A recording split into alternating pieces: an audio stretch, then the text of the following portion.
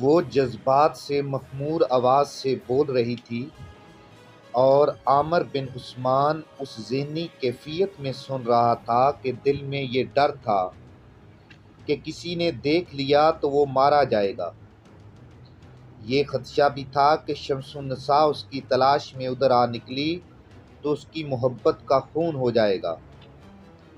وہ صرف سن رہا تھا، اتنی حسین لڑکی کی ایسی جذباتی باتیں اس کے دل پر کوئی اثر نہیں کر رہی تھیں۔ کیا تم ڈرتے ہو یا تمہارا دل مردہ ہو گیا ہے؟ انوشی نے اس کے گال ہاتھوں میں تھام کر کہا۔ اگر میرا دل مردہ نہیں ہوا تو میں مان ہی نہیں سکتی کہ تمہارا دل مر گیا ہے۔ اس نے کان عامر کے سینے کے ساتھ لگا دیا۔ اس کے معطر اور ریشم جیسے بکھرے بکھرے بال عامر کے جوان سال گال سے چھونے لگے۔ وہ آخر جوان تھا، اس کی ذات میں ہلچل سی بپا ہوئی۔ اسے انوشی کی ہنسی کا ترنم سنائی دیا۔ ہنس کر بولی، دل زندہ ہے، دھڑک رہا ہے۔ میں تم سے کیا مانگتی ہوں؟ کچھ بھی نہیں۔ تم مجھ سے مانگو، ہیرے جواہرات، سونے کے سکے، کہو کیا چاہیے؟ مجھے کچھ بھی نہیں چاہیے سوڈانی پری، مجھے انوشی کہو۔ لڑکی نے کہا، سوڈانی پری کہنے والے محبت سے عاری ہیں، گناہ گار ہیں۔ تم ان سب سے بلند ہو، پاک ہو۔ مجھ سے خزانے لو، ان کے عوض مجھے محبت دے دو۔ اس نے اپنا گال عامر کے گال کے ساتھ لگا دیا۔ عامر تڑپ کر پیچھے ہٹ گیا۔ اس کی حالت اب اس پرندے کی سی تھی جسے پنجرے میں بند کر لیا گیا ہو۔ وہ تڑپنے اور پھڑکنے لگا۔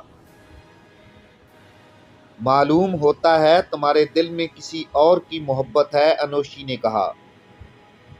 میرے دل میں کبھی کوئی یوں تڑپا نہیں۔ مجھے کہہ دو کہ تمہیں مجھ سے محبت نہیں۔ اس نے دانت پیس کر کہا، تمہیں اتنا بھی احساس نہیں کہ ایک گناہ گار لڑکی تم سے پاک محبت کی بھیک مانگتی ہے، اور ہو سکتا ہے وہ گناہوں سے توبہ کر کے تمہارے قدموں میں سجدہ ریز ہو جائے۔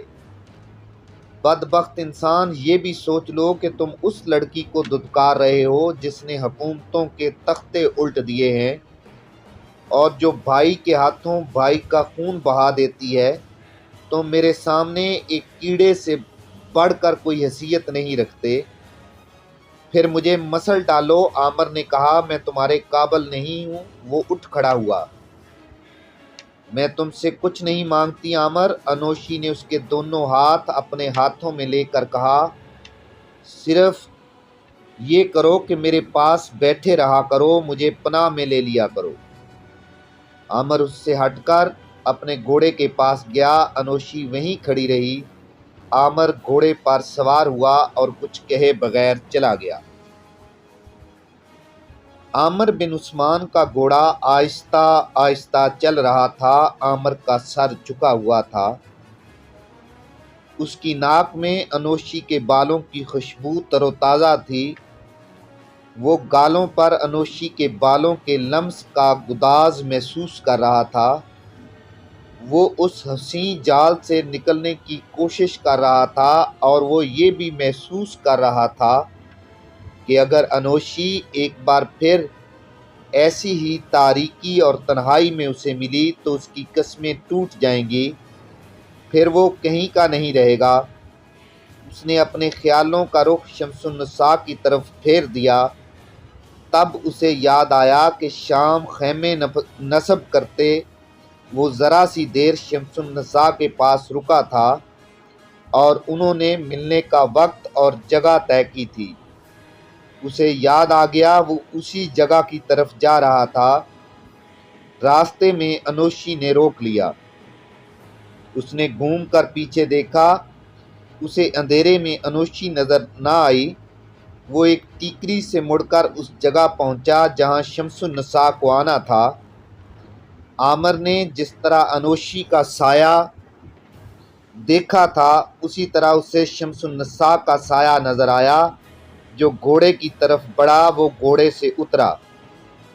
کہاں رہے؟ شمس النساء نے پوچھا۔ بہت دیر سے انتظار کر رہی ہوں۔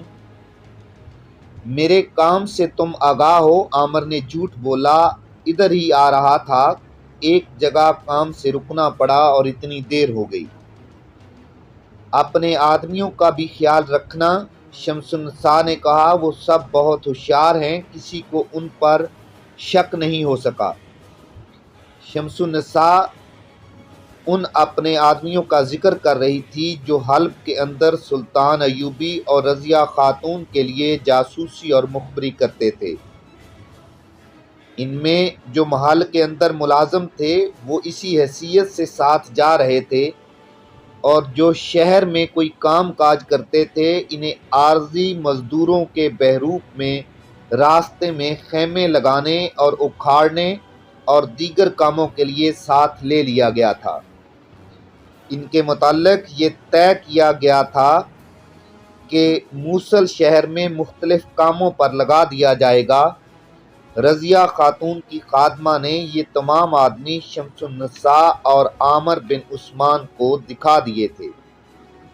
آؤ کچھ دیر بیٹھ جائیں، شمس النساء نے اپنا بازو عامر کی کمر کے گرد لپیٹ کر کہا۔